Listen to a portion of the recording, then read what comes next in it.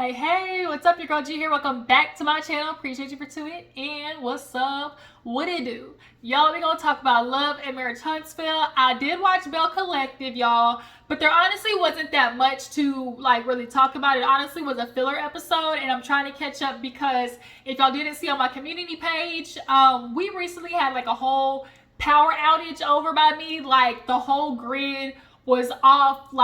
The storm winds are 100 miles an hour, and it literally knocked over trees, everything, and it knocked out our town and 5 cities over. So your girl was out of power for 3 days. So yeah, so I'm trying to catch up, which is why we're just gonna get into Love and Marriage Huntsville, because not too much happened on Bell Collective. Then we're gonna talk about Real Housewives of Atlanta, because from what I'm seeing on Twitter, the girls is banging, and they banging in Gucci, and of course Marlo is Marloing, okay? But first, Love and Marriage Huntsville, like I told you, let's go ahead and get into it. Speaking of Love and Marriage Huntsville, you guys, Bettie, Stormi, why you bring your mama on this show? Why you do this? This might not have been the best. We thought Wanda was a handful. Y'all. Miss Bettie is Wanda on crack. And not that just knockoff crack. The good old crystal crack. I'm gonna get a look she is a 1 in a million. She is what you are imagine the old temperamental black woman to be. And it's no, Miss Bettie, why? But yeah, we'll get into that when we get to that part of the episode. Why am I sitting there talking about crystallized crack I done smoked it? Ain't nobody smoking nothing. I don't do none of that. None of that action is. I stick to the herb. That's where I stay. That's where I be. I don't be doing none of this, that's too much, okay? I stick to my, matter of fact, speaking of, are my eyes red? Are my eyes showing up red? I can't tell, because, I just took a little walk. I can't tell. I don't know. They could be showing up red or not. I don't know. But nonetheless, let's get back to this. So we open up the episode with basically the comeback crew trying to come back, and we need to stop. We need to stop. This group is fractured in a way that y'all are not really trying to admit that it is. First of all, Kimmy and Tisha, y'all don't even really mess with each other. We're trying to stick on this fact that Mel is trying to get separate from the comeback group, but in all actuality, in real tea, Kimmy, you don't really F with Tisha like that.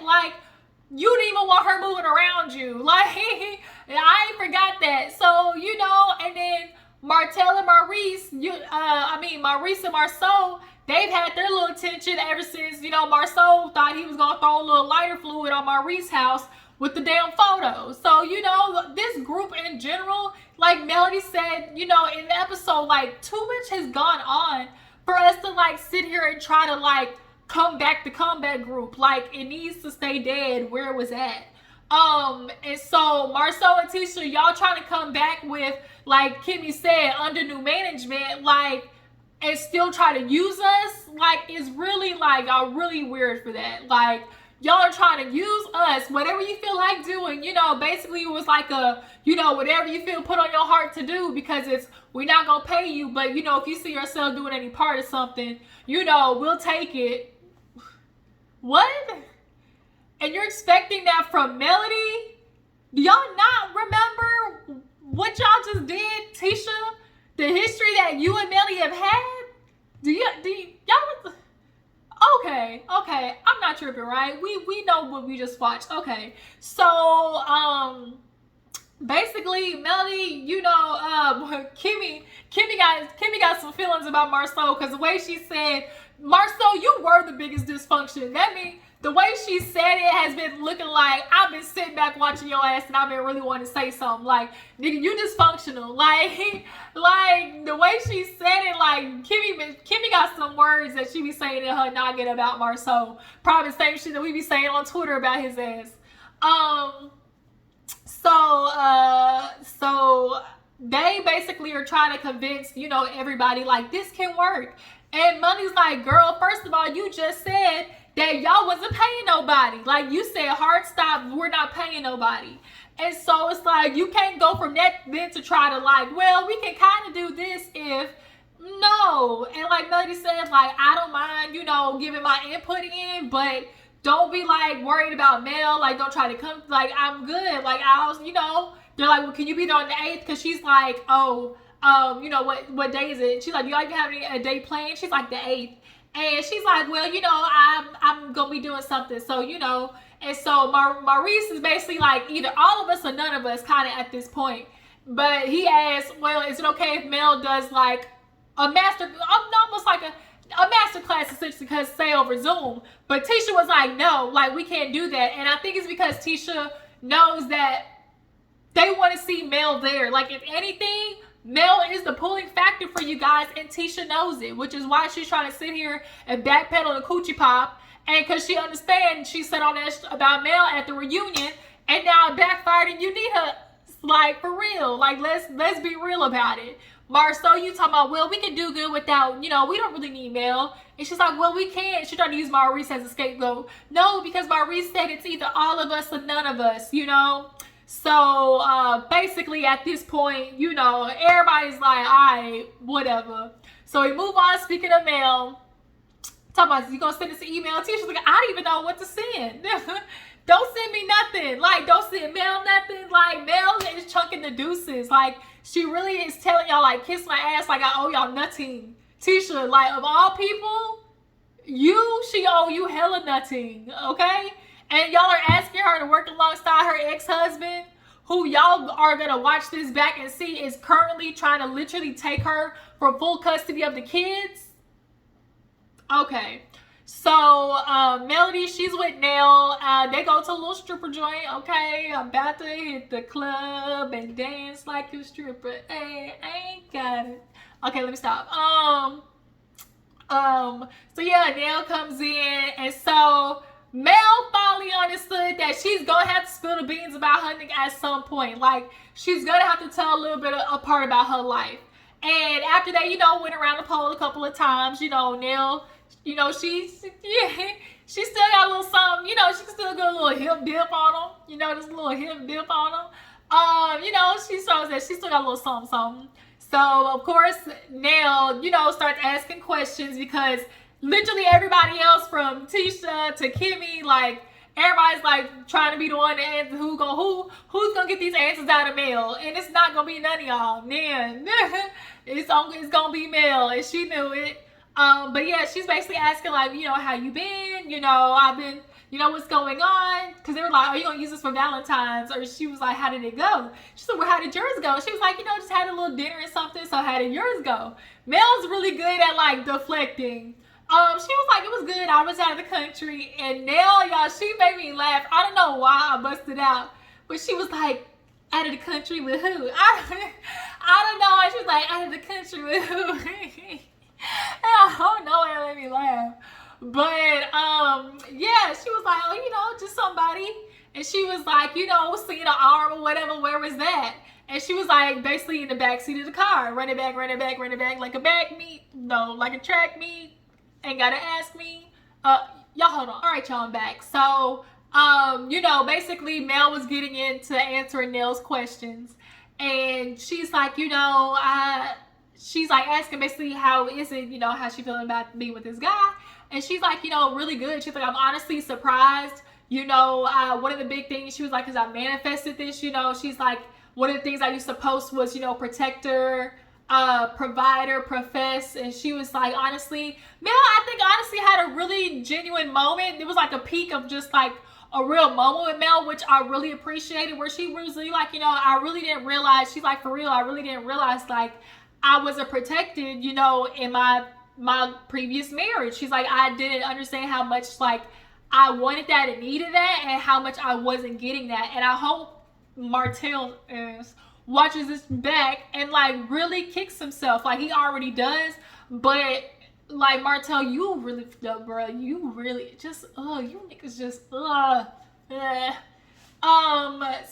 yeah, like watching Mel have that vulnerable moment was like cool, because she don't be really giving on the show to the other guys, you know, to every other castmate. So I like seeing these moments from Mel. And she was just like, you know, just being, I didn't really realize I wasn't protected. She's like, you know, her confessional, she was like, you know, when you get with somebody and marry them, you know, your spouse, you think that you know, they're the one person that you're supposed to be able to trust.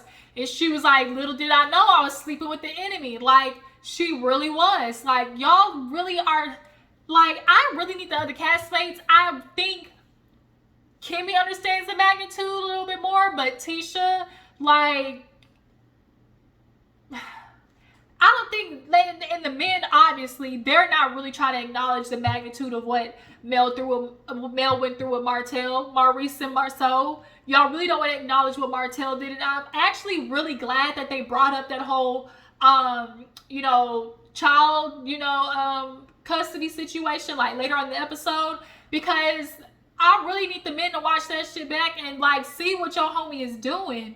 And while y'all look at Mel and understand why Mel is moving the way she's moving, and y'all check him. But nonetheless, you know, yeah, being protected, like, Martell did not offer no protection. And here's a woman who had 4 of his kids and had one even after he went out there and produced another one. Like, come on, bruh.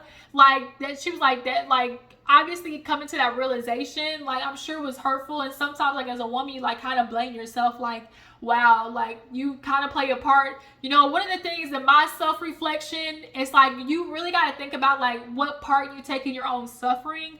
And a lot of us, you know, choose, you know, the lifestyle, and because sometimes you're comfortable in the dysfunction of it, you don't really realize how bad you're enabling the dysfunction that you're living in.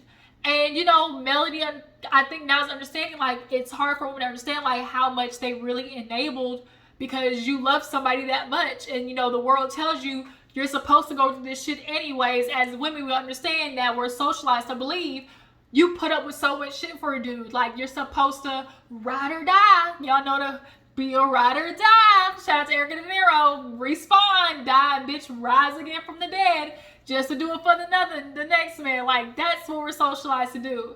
Like, that's a conversation on its own. But then they moved to basically Nell. It's like, is this the prince? And she was like, you know, possibly. She's like, I really didn't expect it to come, you know, this fast. She was like, you know, sometimes I actually, like, sit there and cry because I can't believe it. Like, you know, he's everything I asked for, like, and then some. Martell gonna be crying. He gonna cry in the car. Like, he gonna cry in the car. And so she was like, sometimes I really just, like, can't believe it. And so then she started getting into, like, you know, but she was like, you know, I just really feel like I can flourish, you know, in business. And speaking of business, you know, I talked to, you know, the guys about the comeback group. And she's like, I just, you know, obviously what we've gone through, I feel like, you know, I just really want to take a step back. Like, I don't mind giving, you know, suggestions and offering, you know, my opinion here and there. But, you know, for the most part, like, I'll jump in. I'm gonna play it back because so much has gone on, and, like, we owe Melody that. Like, even if you don't like Mel, you gotta understand, like, what she's saying right there is valid, very much so valid. Basically, what Mel is telling y'all, if y'all want to meet and talk about what y'all doing, and y'all need just, you know, a little advice here and there, you know, I don't mind it, but don't expect me to come to every single one of y'all motherfucking meetings, because I got shit to do, okay? So moving on, we have this scene where Marsau and Tisha, speaking of, ooh, y'all, Tisha, it looked like Marsau hustling backwards. Like, I ain't even gonna lie. Like, Marsau looked like he hustling backwards, and you along for the ride. Sorry, y'all, back to what I was saying. Yeah, Tisha, everybody, the people are starting to see a little pattern here that ain't making no sense, because y'all are supposed to be trying to build this house. So that's money going there on that piece of land. So then you have the house that y'all are currently living in that you are so-called renovating so y'all can be comfortable while the first house that y'all are trying to get gets built. So in the meantime, while that's renovating, y'all are gonna move to this apartment and live there. You see how the math is not adding up? Something funky's going on. Y'all, something funky's going on. Some stank. I'm telling y'all. Tisha, you know something is up and know something sound right. And then Marsau take him to this apartment to say what he's later gonna say. Not on duty, not on duty. So basically, they go through the apartment and shout the funky not even how you say apartment. And you know, Tisha, you know, they look at everything, and he's basically like, so basically, you and the girls will be here, and I'll take MJ with me, and we'll, because of him trying to get done with all these projects, he needs to basically be close to sight, and I guess he's gonna take MJ with him. And Tisha's like, no. And he was like, wait, but did you hear what I said? She was like, yeah, no, it's not happening. He's like, but you're not even trying to understand what I'm saying. She's like, Marsau. He's like, no, but just listen, Tisha, because look, you know, when you were, for Mother's Day, when you were gone and you came back and I redid the room, you know how that happened? It's like, you stayed up all night. He's like, yeah, you know, because I took the time, even with 2 jobs, like to stay up and do that, you know? He was like, being on site, being on a project or whatever, and, you know, I get off at 2 to have to wake up again at 5, you know, am I living there? And he's trying to finagle it whichever way he can to get this okay from Tisha, like, I'm going over here. And he's not understanding, like, he's like, you're not listening. Like, she's like, this is frustrating. He's like, oh, I know, I'm frustrated too. And she was like, he's like, you're not hearing what I'm saying. She's like, Marsau. He's like, you're rolling your eyes. That's really rude. And she was like, I'm not trying to be rude, but like, you're saying the same thing to me that you said 10 minutes ago. No matter how you try to reword it, you're still saying the same thing to me that you said 10 minutes ago, nigga. Like, you're not, no, like Tisha said, we a family, we're gonna stay like a family. And I think it's a little funky because I'm sorry, Marsau, and the way he moves is very calculated. That man does not do nothing. The man does not do nothing if there is an ulterior plan and that he is already thinking of. Point blank, period. And then the fact that he's like, oh, MJ, she's like, I have no bachelor pad. He's like, well, it's my son. Like, how can I have a bachelor pad with my son? And it's like, I wouldn't put it past Marsau to bring a chick up in there. Like, I don't trust him. Like, I don't. His son could be gone, and I don't trust him. And Tisha, although some people can look at it and be like, you don't trust your man, like, Marsau's giving Tisha many reasons not to trust him. Like, many. For the fact that just one alone in itself, he hangs out with Martell, the biggest cheater known to, the internet. One of the cheaters of cheaters on the internet, okay? Like, yeah, he's literally his friend. So we're not going to sit there and say birds and feather fly together. And Tisha just don't trust that man. And I don't trust him either. I'm not mad at her. But I don't trust Marsau as far as I can throw him. And you can call Tisha insecure. You can call her not trusting her man. But I feel like it's in preparation. Like, oh, you can ditch the girls off to the apartment. But why don't you go stay in the apartment, okay? Like, I feel like it's saying something that it's like, I kind of almost feel like he wants the son to get used to staying with him. Like, because let's be real, if Tisha and Marsau split, how do you think that's gonna go? Marsau would want his son because we all know he only gives a fuck about the boys anyway. Y'all remember on the building, they only put the boys?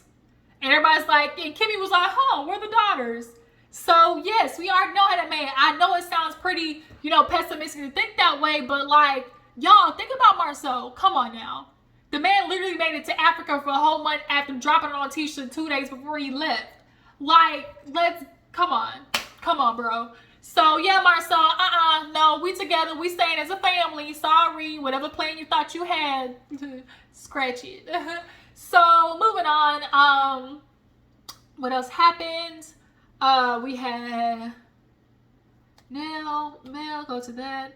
Mel and Tisha meet. Matter of fact, Mel and Tisha meet, and Tisha basically in her professional want to be like, well, after the meeting with Mel, I really just need to, check in because I just kind of feel like Mel doesn't really want to admit that, what she's really feeling about doing the Black Business Expo. Like, just admit that you don't want to do it instead of coming up with excuses. And it's like, Tisha, girl, why does it matter? You don't like her anyways. Like, you literally said she has a dark soul, okay? So she goes in there with Tisha, with Melody, you know, they just, oh, hey, Kiki, girl, how you doing? How's the kids? And, you know, Mel's like, oh, you know, they're with their dad. And she was asking, like, well, how is that, you know? And Mel was like, you know, it was hard at first, but, you know, basically it is what it is. And Mel was like, I'm not going into any more detail because I'm currently going through a custody battle. Unless you've been through it, like, you don't understand, one. And two, Tisha ain't get that information. Like, no, she don't deserve that information. So basically Tisha was like, you know, I really just wanted to meet with you because, you know, at the meeting, it just kind of seems like you weren't the old Mel before. You know, before you used to be more like a leader and say stuff. And she's like, now you're just kind of like more quiet. And Mel's like, well, truth be told, like back then, we didn't go through as much. So we have some time that has passed and some new occurrences. So you're not going to get the same Mel that you got back then. And, you know, as of right now, because of the history that we had, I'm going to take my time. Nobody's going to push me, you know, into, you know, force me into doing something that, you know, I'm not ready to do. And all Tisha could do is sit there, I get it, yep, I totally get that. Because she knew everything that Mel was saying was like, you couldn't argue it. One, like Mel said, occurrences, like Mel was literally like, I mean, these things, you know, for occurrences that happened, you know, just with us, you know, just a few months ago, you know, that happened. And so that's obviously going to make me, you know, I feel like it's a little irrational. And it's a little irrational to think that just a few months ago, we were, you know, things were being said. And then now to ask me to be like, oh, Mel, just jump in, just because it's for the community. Like, no, like, I'm not doing that. And so, Tisha, I totally get that. And I respect that. Yeah, you ain't got no other choice but to respect it, bitch. So, yeah, what Mel said. And so Tisha's like, well, you know, I just want to talk to you about it. And so we're not going to force you or anything, but, you know, we just really have this goal in mind and, you know, for the community. And Mel's like, I totally get what Mel's saying. And she does have some valid points, but it's for the community. You know, I had to get to the point where I put my feelings aside, you know, because it's for the greater. Okay, Tisha, you need Mel more than she needs you. Point blank, period. And you want to sit here and talk about you could put your feelings aside. Mel ain't never basically called you a bottomless dark pit. Like, for real. You and Mel got your tips, but ain't never said something to the extent that you're the devil. Like, Tisha, you literally called this girl the devil. And now you sit there trying to get her input on something. Like, get out of here. And so, she was like, oh, well, you know, we're going to go check out the center. They're like, you could come and you could tell everybody. And Mel's like, just eating. She's like, did you hear me? She's like, no. And she's like, girl, like, she's like, y'all got it. Like, Tisha, if I'm not going, why do I need to show up? Like, you're not going to play me, boo. Stop it. Tisha, no, you talking about, oh, not forcing, but then 2 seconds later talking about, I mean, it's just not going to be the same if it's not all 6 of us. You know, it's got to be all 6 of us. I thought you said you wasn't trying to push them on her. Back up, back, get out the way. It's not happening, boo. So they say they bye-byes. Tisha pick up the bill, but it was good to see that, you know, they've reached a point of, like, it is what it is. Like, because obviously, like, we know this season really is everybody, you know, giving real kumbaya for the show, and Carlos is trying to do his thing.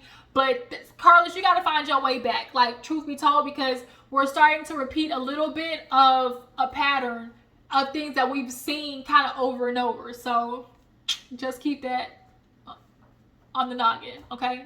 Free game. So Marsau, Courtney, they basically talk about hiring and firing family. Marsau, he said he had to fire Maurice one time because Marsau messy as y'all. He really low key passive aggressively like threw Maurice out there because the way he was like, oh, you know, he was just stressing me out. You know, he was going through, you know, at the time, you know, planning a wedding. It's like, nobody told you to get married at 23. I was like, oh. So I kind of felt that one, like, wait a minute, like, ain't nobody told you to get married at 23. It was just kind of like, yikes. Like, yo, okay, that's a little, y'all, he kind of said that with some But nonetheless, you know, they talk about Courtney and Jordan. I think it's what his name, Junior Jordan. And we get to the episode where Miss Bettie showed her entire black ass, okay? Shout out to Juneteenth, because today's Juneteenth. Showed her entire black ass. Miss Bettie. Miss Bettie. We're gonna need you to bring it on to the front, Miss Bettie. So, Stormi over there saging. And, you know, Betty and Lisa is the aunt. And basically, you know, Courtney said that, first of all, Stormi, that gold look with the hair, fire, was one of my favorite ones on you.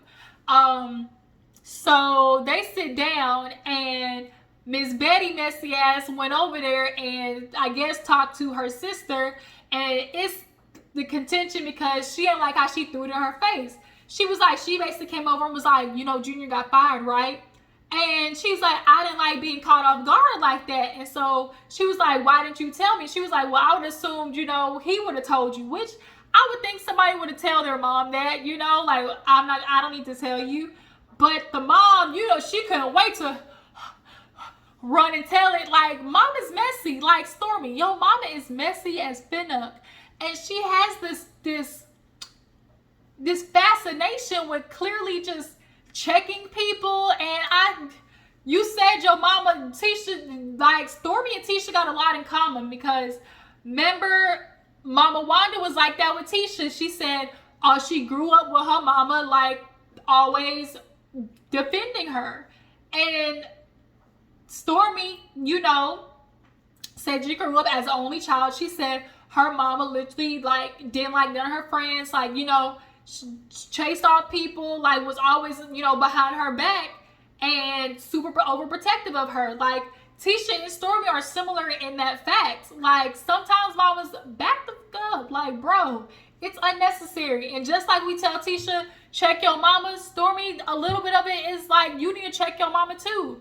But nonetheless, she was like, I didn't appreciate how she did that. She was like, oh, you know, then she's like, why she always trying to come for my son? You know, talking about, oh, I was going to whoop his tail. I didn't say that. You did. You did. You did. You could tell by the way she tried. I didn't say that. She was like, she said, I didn't appreciate how he was saying, oh, you know, I'm just an employee. And it's like, no, you're also her cousin. And so I do get that aspect of, like, bro, like, yes, you're an employee, but that's family. So I understand that point of view, but that still don't give you a right to just act the way you acting. And I love how Miss Betty, I know Miss Lisa, I love how Auntie Lisa was like, can I say something? Is this your business or your mama's, like, or hers? Stormi was like, girl, quiet, stuck, on mute. Like, Stormi, come on, boo-boo, we gotta do better. We gotta do better. She said, I mean, I just want to get to a point where, like, we okay, you know, and, you know, because this is bad, you know. And she was like, no, she was like, because at the end of the day, you know, we family, and she done so much for you. You know, that time she gave you $15,000 because you was in jail. Mama Lisa lost it. She said, no, get the mic off me. You are just, no, you not getting ready to do that. Nobody's perfect, Betty. My son did his time. You ain't perfect. She ain't perfect. I could have sat there and said how she got, you know, locked up. But I didn't, did I? And so the mama, like, snickered. And she was like, huh. She's like, why you, Stormi was like, why you laughing? She's like, because she said you went to jail. She's like, yeah, so when I went to jail, even the court cousin was like, I went to jail. Like, so what? Like, bruh, like, it's Miss Betty. It's not the ooh Joker that you're thinking it is. Like, people got mug shots. Like, it ain't nothing crazy for people to have a mug shot or two in their past. Like, I think she loves the fact that Stormi is, like, the successful one. And she uses that as an opportunity to, like, rub it in her sister's face. Like, I think that's what she enjoys doing. So now Lisa, she over it. She like, get me out of here. Stormi like, no, wait, y'all can talk. She's like, no, I'm not doing it. You know, and Betty going, I wish you would. She's like, your son, you know, he need to learn or something like that. They go back and forth. Auntie Lisa goes out there. So, Junior, Jordan, whatever his name, he checked Betty talking about, he was like, you know, you talking about my past when to bring up my stuff, but is your laundry clean? And she said, I don't want to talk no more. You know, you condescending prick. He said, I'm a condescending prick. How is that? Explain that. She couldn't explain it. And he was like, so you can call me a name? She's like, I gotta do nothing. He's like, so you can call me a name, but then they ain't got no reason. Like, Mama Betty is one of those old ass hags that thinks that she knows everything and her word is golden. Ma'am, it's not, and you really rude as okay? So Lisa outside, Stormi goes to check on her. She's like, I can't. She was like, I trusted you, which I'm thinking she's meaning like, I trusted you in the aspect of just like either with the cousin or like being on screen. I don't know, because I think maybe Lisa knew that it was possible that Betty would try to start some shit with her, but I don't know. But she was like, I can't control what come out of my mama's mouth. Sound like Tisha, don't it? Yes, Stormi, you can say a little bit more than what you're saying. Like, you really can. Yes, you can't control what comes out of your mama's mouth, but there's a little more effort that could be made on your part. But nonetheless, she's like, I can't. She was like, I love you. She's like, man, I need y'all to get good because like, you know, that's my first cousin. Like, you know, we like brother, sister. I ain't had nobody. And she was like, yeah, you know, I'm like a second mother to you. And like, this is why I can't do this, you know? And so she's like, just go back in and talk to her because, you know, because this is hard on us. Like, you know, we got a resolute. She's like, I don't like the feeling of me being able to do everything else but be able to, you know, fix my family. That's what Stormi said. She's like, just go in there and talk to mama. Like, you can fix it. And Stormi basically reveals that the contention kind of really grew with her mama and aunt when her granddad, their dad, got sick. And the mama, I guess, picked up the brunt of, like, who was going to take care of him more. And so it's like, if that possibly happened, okay, you had some resentment, but like, damn, mama, like, communicate. And Lisa said that she was like, there is no talking to her, like, at all. And there really isn't, because once Betty feel like she want to say something, everybody else is supposed to shut up and listen. But not with you talking to me the way you talking to me. So here come Lisa. They playing the dun-dun music. And she was like, just go talk. And because she's like, you got to go back in there because mama in there with Junior or something like that. Oh, no. Before they did that, she was outside. And she was like, leave my son alone. Because she walked back in because Betty was getting into it with Junior. She's like, leave my son alone. Betty, stop. But to watch them throw that on TV, I don't want to see that. But I don't want to see that. I know that's nasty, but like, Betty, she one of the people that kind of need to get her ass whooped to shut up. I'm sorry, she is. But yeah, you guys, Love and Marriage Huntsville. Y'all tell me what you feel about the episode. How do you guys feel about Mel finally revealing a little bit about her boo thing? Melly got some dick in her life, basically. Tisha, is Tisha weird and crazy for thinking that Melly owes them like being a part of the group? And Marsau, y'all feel like something going on with Marsau and that nigga hustling backwards? Because why are you back in an apartment? Appreciate you for tuning in. Follow me on Instagram and Twitter. I'm gonna catch you next time.